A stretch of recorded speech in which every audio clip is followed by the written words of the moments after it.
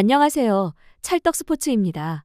적중하신 가족방분들 모두 축하드립니다. 저희 가족방에서 모든 경기, 언오버 및 핸디캡, 최종 조합 공유해드리고 있습니다. 적중률 높은 가족방 입장은 고정 댓글에 있는 링크로 문의해 주시기 바랍니다.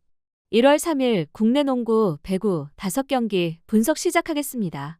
첫 번째로 울산 모비스 대 가스공사 경기 알아보겠습니다.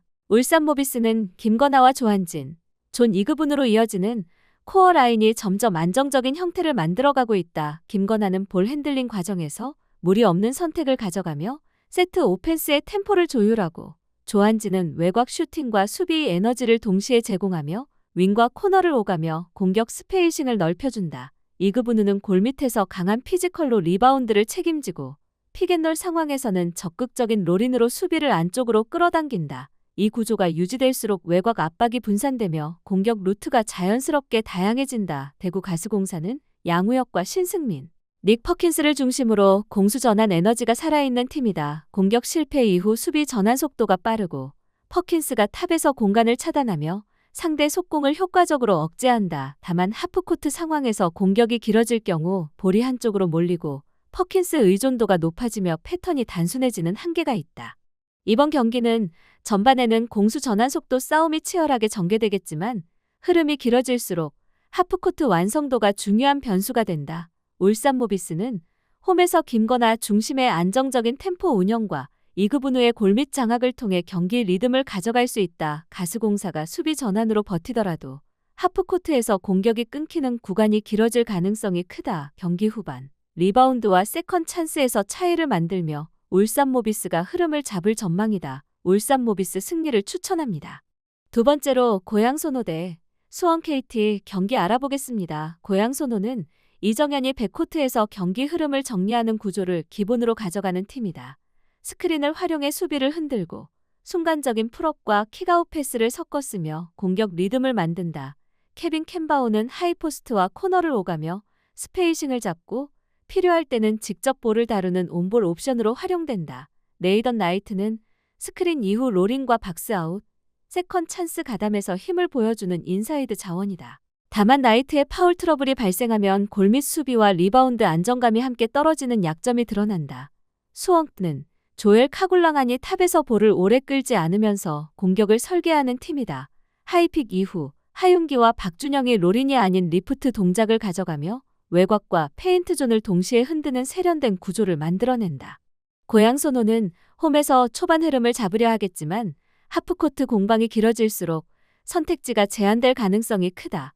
수원은 하이픽 이후 리프트를 통해 외곽과 골밑을 동시에 압박하며 한 번의 옵션에 그치지 않고 공격을 이어가는 힘이 있다. 후반으로 갈수록 리바운드와 수비 로테이션에서 체력 차이가 드러날 수 있다. 전술의 디테일과 지속성에서 우위를 가진 팀이 경기를 가져갈 흐름이다. 수원 승리를 추천합니다. 세 번째로 서울 SK 대 안양 정관장 경기 알아보겠습니다. 서울 SK는 김낙현, 알빈 톨렌티노, 자밀 원희를 중심으로 하프코트 공격의 안정감을 가져가는 팀이다. 김낙현은 스크린 이후 풀업 점퍼와 외곽 슛으로 공격 리듬을 만들고 순간적인 방향 전환으로 수비를 흔드는 역할을 맡는다. 톨렌티노는 코너와 윙에서 외곽을 책임지며 수비에서는 활동량으로 상대의 에이스를 압박한다. 원희는 포스트업과 롤인에서 확실한 마무리를 제공하며 인사이드 기준점을 잡아준다. 다만 공격이 원희 쪽으로 쏠리면 볼 흐름이 느려지고 외곽 활용도가 떨어지는 단점이 있다. 안양 정관장은 렌즈 아반도의 돌파 에너지와 브라이스 워싱턴의 윙 스크린을 활용한 사이드 세트가 강점이다. 김종규가 골밑에서 림을 지키며 수비 안정감을 더하고 워싱턴이 하이포스트에서 패싱 허브 역할을 수행한다. 이번 경기는 인사이드 힘 대결보다는 사이드에서 시작되는 픽앤롤 운영 완성도가 더 중요하게 작용할 가능성이 크다. 서울 SK는 원희를 통해 기본 득점은 확보할 수 있지만 수비 로테이션 부담이 커질수록 외곽 실점 위험이 커진다. 반면 안양 정관장은 사이드 픽앤롤 이후 코너 옵션까지 동시에 가져가며 수비 선택을 어렵게 만든다. 후반으로 갈수록 세트 완성도 차이가 드러날 가능성이 높다. 안양 정관장 승리를 추천합니다. 네 번째로 KB손해보험 대 한국전력 경기 알아보겠습니다. KB손해보험은 비에나를 중심으로 한 사이드 아웃 구조가 안정적으로 정리된 팀이다. 비에나는 높이와 파워를 앞세워 긴 랠리에서도 확실한 결정력을 제공하고, 나경복은 높은 리시브 비중 속에서도 사이드 공격에서 꾸준히 득점을 만들어낸다. 이준영 역시 후위와 전위를 오가며 공격 각도를 넓혀주고, 야쿠브는 중앙에서 블로킹과 속공 타이밍을 안정적으로 맞춰준다. 리베로 중심의 리시브 라인이 단단해 세터의 배분 선택지가 넓다는 점이 가장 큰 강점이다.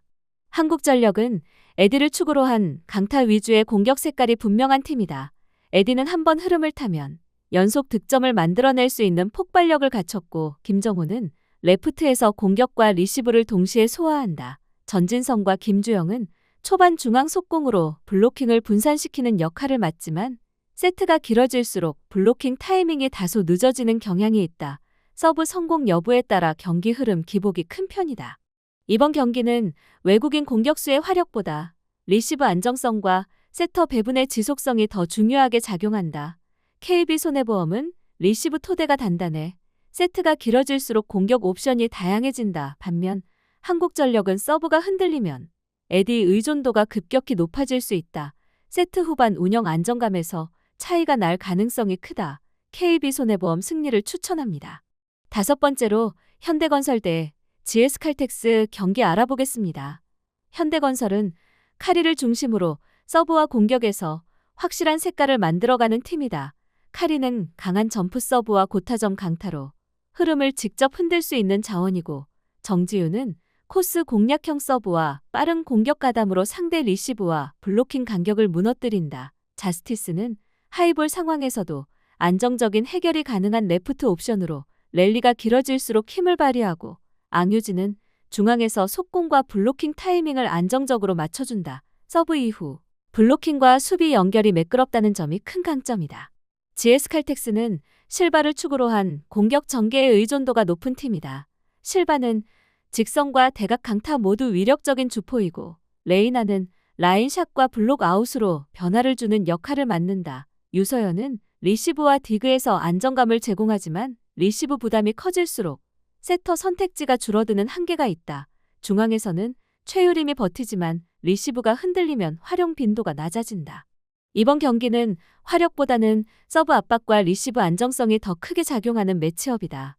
현대건설은 다양한 서브 옵션으로 리시브 라인을 흔들며 세트 흐름을 관리할 수 있다. 반면 GS칼텍스는 리시브가 밀리면 공격이 실바 쪽으로 몰릴 가능성이 크다.